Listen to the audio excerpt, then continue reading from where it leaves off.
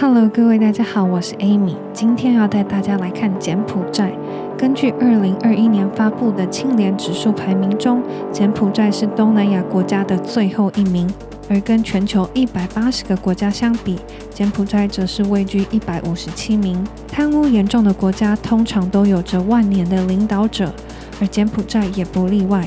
总统洪森在位将近40年，在他的任内，他将自己的亲信安插到柬埔寨的各大企业中。Global Witness has documented how his children, their partners and other extended family members own a vast network of companies dominating numerous industries across Cambodia. So there's nothing that happens there that they don't control.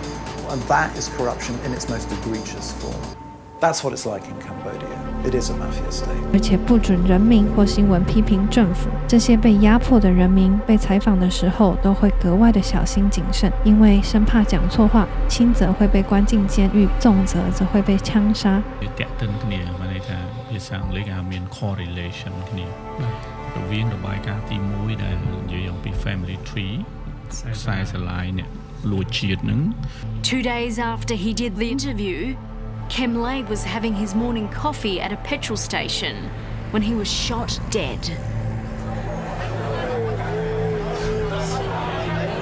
柬埔寨人民可怜的地方不仅如此，中国跟柬埔寨在前几年签订了一带一路，大量的中资建设了柬埔寨，特别是西港这个地方，不断的大兴土木，让财团盖赌场，而柬埔寨政府要土地盖 casino， 只好把当地的人民赶走，即使他们上街抗议，还是没有办法得到支持。而且最讽刺的是，对柬埔寨人民来讲，赌博是违法的。Most dangerous place to be in Cambodia is a poor person on a piece of land that a rich person wants.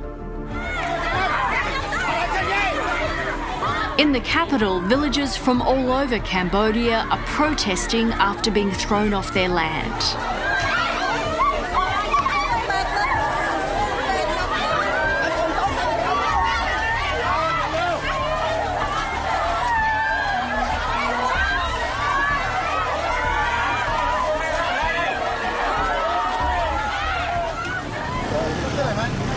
When we tried to film one of these demonstrations, we were threatened and quickly forced to stop. To get the permission. You to stop! Look at these guys. There are other journalists here. There are other journalists. Land grabbing is just an incredible crisis in Cambodia. What you've got is the poorest, most vulnerable people in that country who are sort of getting some kind of existence out of the land they're on.And they're forced off it. So the economic benefits you see are accruing to an elite. 大量的博弈进驻到西港，五光十色的霓虹灯跟漂亮的建筑物背后，牵扯的是更大的利益。这些悲剧从柬埔寨人民的身上蔓延到邻国，包含中国跟台湾。最近引起台湾热烈讨论的柬埔寨诈骗事件，背后有着更复杂的政治背景。今年7月中，卡达的半岛电视台报道了西港城的诈骗事件，他们梳理出这一连串诈骗掳人的源头，原来跟柬埔寨政府是盘根错节的纠缠在一起。Cambodia has long been regarded as one of the most corrupt countries in Asia, but in the past few years, corruption here has taken on a whole new dimension, the country becoming a haven for ruthless international criminals.Across Cambodia, compounds like these, surrounded by barbed wire fences, house cyber scam operations run by Chinese nationals. There are thousands of people in Cambodia being forced to work in scamming compounds. Jake Sims heads up International Justice Mission in Cambodia.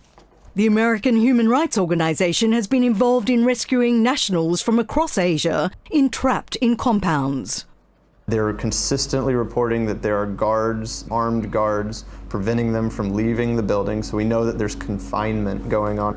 There's reports of people being beaten. They're told if they call the police that they're going to get beaten. They're threatened to be sold at what appear to be marketplaces where humans are sold for thousands of dollars to conduct these scamming operations.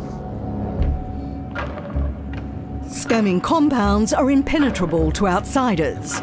But on the outskirts of the capital, Phnom Penh, there's a hotel that's become a safe house for Chinese nationals rescued from behind their walls. 核实一下他，如果是真的是的话，我肯定会去救他，就这样。Volunteer Lu Xianri hears it all. His phone is full of messages from Chinese citizens desperate to be freed from scam companies. How many do you receive a day? Around 10 persons, the new one. Every day? Yes. This is known as Crown Industrial Park. It's owned by Crown Resorts, a subsidiary of Anko Brothers, a company owned by government senator Kok An.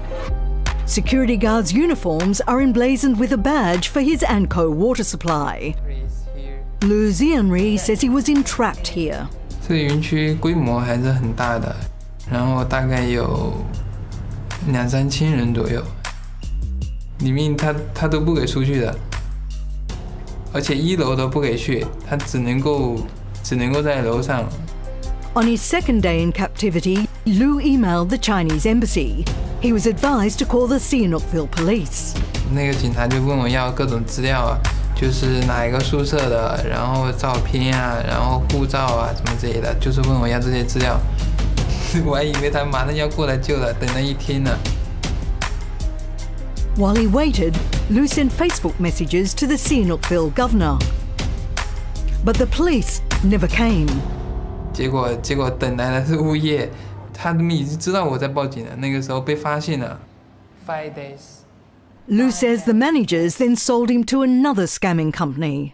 然后他就说，因为你报警，然后警察那边我们需要打点，至少要花$4000左右，然后打点警察局那边，然后这个钱你要你自己付，算在你的赔付里面。然后他就最后以$16,700的价格，然后把我卖到第2家公司去了。He was then forced into a car and driven to this compound bearing the signage K99, a company owned by a relative of Senator Kok An, his son-in-law's brother, Ritti Ruxmai. And what happened while you were there? 在那天我看到一个人，然后就是被打得特别的惨的那种，浑身都是伤。Lu contends it was this man who was reportedly found hanging just hours later. 然后我确定是那个人。就是感觉特别的害怕，也是很担心，然后被他们会这样的折磨我自己也很害怕在里面。At K99, he was spared physical harm, but within a day of arriving, he was sold again. This time for $18,000 to Yingjin Casino. Finally, after 9 days in 3 compounds, Lu got a response from Sihanoukville's governor with a contact for his assistant. Within 24 hours, police were on their way. But many others suffer for much longer. These messages were sent to Lu by a victim held in Sihanoukville in February 2022. He also shared this extortion video his captors forced him to send to his family. 几点找钱？没有，马上就几点多，哥。不然把你手剁掉！钱关了工之前。Half an hour after getting $3,000, his captors raised the threats and demands. He sent these photos of the building and the street below to help rescuers locate him. But another day passed.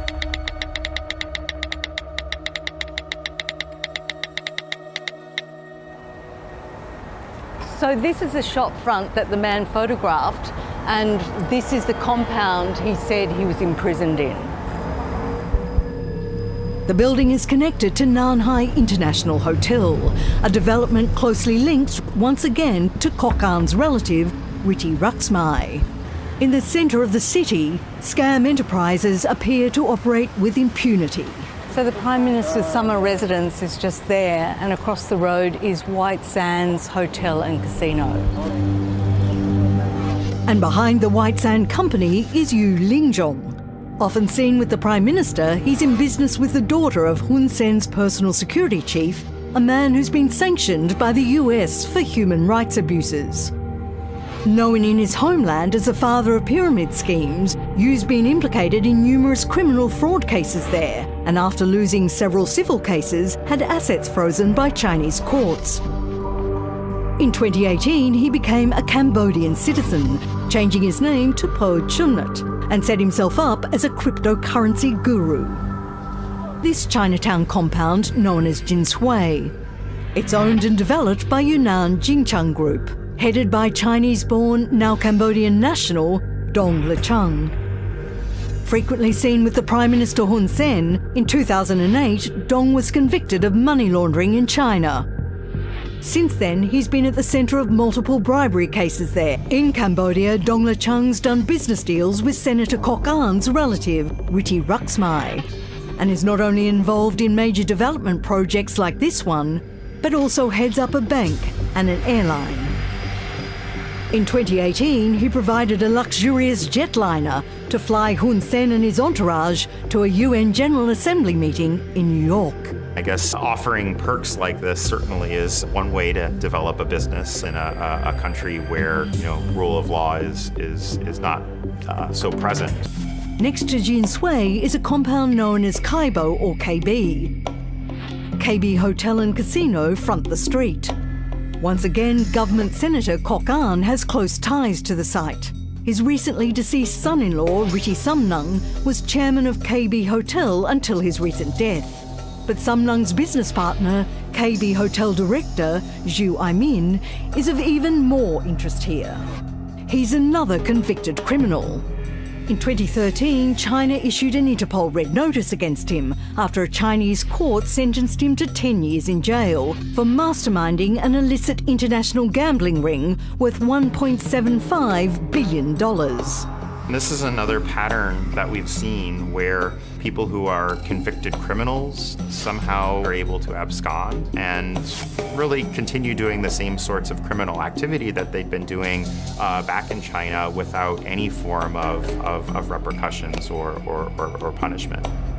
Pictured here with Ritti Samnung and the National Military Police Commander, the Chinese fugitive is also wanted in Hong Kong for money laundering and has had his HSBC bank accounts frozen.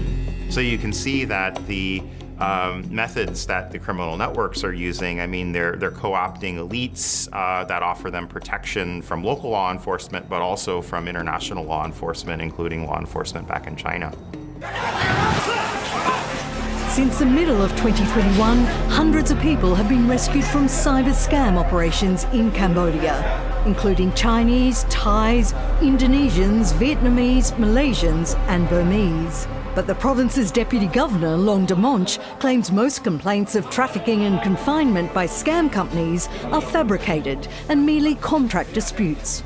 តែចង់ដូរកន្លែងធ្វើការទៅកន្លែងធ្វើការនោះបានប្រាក់ខែច្រើនអីចឹងទៅលក្ខខណ្ឌការងារគេល្អអីចឹងទៅគាត់ប្រៀបធៀបដល់ពេលគាត់អាចទៅបានគាត់ធ្វើការអញ្ចឹងគាត់ប្រកាសគាត់សរសេរប្រាប់ថាគេប្រកាំងគាត់ហើយ But those contracts are not contracts, they are bondage of these people and they are locked up. But please let him finish. I think that what I have told he didn't finish yet and then he will tell. It was more of the same. ដែលមានសឹងតែអាចនិយាយបានថាមានប្រមាណតែ3ឬ4ករណីទេនៅលើបណ្ដឹងប្រមាណជា40ទៅ50បណ្ដឹងអាហ្នឹងដែលយើងបាននឹងកំពុងធ្វើអធិការកិច្ចការងារហ្នឹង But he refuses to say which ones. អត់ទេយើងមិនអាចនិយាយថាមានឈ្មោះប៉ុន្មានទេក៏ប៉ុន្តែឲ្យទៅពេលមានបណ្ដឹងឲ្យដូចខ្ញុំថាចឹងមានតម្រុយមានបណ្ដឹងគឺការស្រាវជ្រាវហ្នឹងគឺចុះទៅទាំងអស់ទូអាគារណាក៏ដោយអាគារសន្តាគារណាក៏ដោយអាគារកាស៊ីណូណាក៏ដោយអាគាររោងចក្រសហគ្រាសណាក៏ដោយ Pictured at an official occasion with Dong Lechang, the tycoon behind scam compound Jinshui, the Deputy Governor claims he's never heard of neighbouring compound director Zhu Aimin, despite the fugitive's high profile, including a road named after him. So will you look into Zhu Aimin and the Interpol red notice? We are a local government. We are, our jurisdiction we have, limited. When we raised Senator Kok An's Crown Industrial Park and complaints made by Liu Xianri and other victims directly to the governor and police, they're apparently not valid. បើករណីដែលថាដូចខ្ញុំថាអញ្ចឹងមានលឺសូដែលគាត់លឺសូថាមកពីនេះពីនោះ វាអត់មានជាផ្លូវការដែលអាចឲ្យយើងដឹងបានខ្ញុំមិនដឹងថាយើងក្តាប់ព័ត៌មានបានតាមកម្រិតណាទេ And as far as complaints from Thai authorities that some 3,000 of their nationals are enslaved by scamming syndicates, it is very difficult for me to believe it, but if we get a strong evidence, we bring the offenders to the court for the judgment. I think maybe that's enough.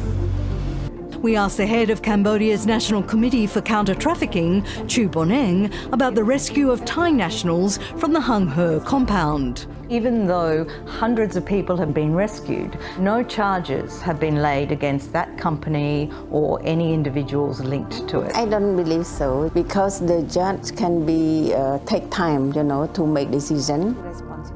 But when we raise the fact that individuals close to the Prime Minister are linked to the site, her knowledge of the case suddenly evaporates. Is it of concern to you that this zone, owned by Tree Piep, who has been an advisor to the Prime Minister, is the site of human trafficking and illegal global scams? You see, actually, I do not have familiar with this case, but you can contact relevant authorities closer. But trafficking is your issue. Are you not concerned that people are perhaps being trafficked? This case is one case, so it seems like... But it did involve hundreds of people. Also, the compound has links to the Prime Minister's nephew, Hun To. So let me check first, because I do not familiar with this case. I mean, does that concern you, that a large Chinese company linked to the Prime Minister's nephew is linked to human trafficking and cyber scams? Yeah, I think that you may... what we call aware about it more than me. Okay, that's all right. So stop by here. I will come to my stuff to get my phone. When she comes back, her call to a departmental official delivers no answers. He said that the operation is not under the responsibility of anti-trafficking unit. So it seems like beyond, our responsibility. Even though Chu Boneng is also a Secretary of State of the Interior Ministry that oversees the National Police and liaises with international law enforcement authorities, including Interpol, fugitives like KB Compound's Zhu Aimin are also beyond her responsibility. As a long-time member of this government, yes. Are you not concerned that Zhu Aimin, a wanted fugitive, is able to set up a company in Sihanoukville? Why don't you say that we are not concerned, because we have our structure down. How is he able to set up a company in this country that ends up being involved in human trafficking and cyber scams worth millions of dollars? How is that possible? It seems like there are the responsibility in different unit, So if they just doing on that, how I can interfere? Because I think that the authority, they aware about that. Back in Phnom Penh, the suffering of victims of the scam industry continues. Lu Xianri is still fielding cries for help on his phone and assisting those already rescued. 还是动不了吗？这里？ This 27-year-old jumped from a scam compound in January 2022 in the northern Thai border city of Phoi Phet. It's been the scene of numerous rescues of Thai nationals. 我想着半夜的时候拿那个衣服绑起来，衣服裤子绑起来，从4楼爬下去。But the belt he attached to the railing broke. 然后我就摔下来了，摔断了我的那个腰和那个脚。 Security guards dragged him back to the compound, where he says his boss extorted $30,000 from his family before sending him to hospital. 是这样，他就把我关在小黑屋里面，我就那死一动都动不了，就躺在屋子里面待了2天。我家里面打了钱了。And his family paid another $15,000 for his surgery. Other Chinese victims are also waiting for COVID border restrictions to be lifted in their homeland and for new travel papers. After a year away, Ming's newborn son is now walking. 其实我每天都有给我小孩开视频，他每天就问我一句话：“爸爸什么时候回来？”其实我心里边也很难受的，有一种心里要融化的那种感觉。 And he's one of the lucky ones. Many thousands are still waiting to be freed, while Chinese scam syndicates act with impunity in a country where corruption has no limits. 我是 Amy， 我们下集见。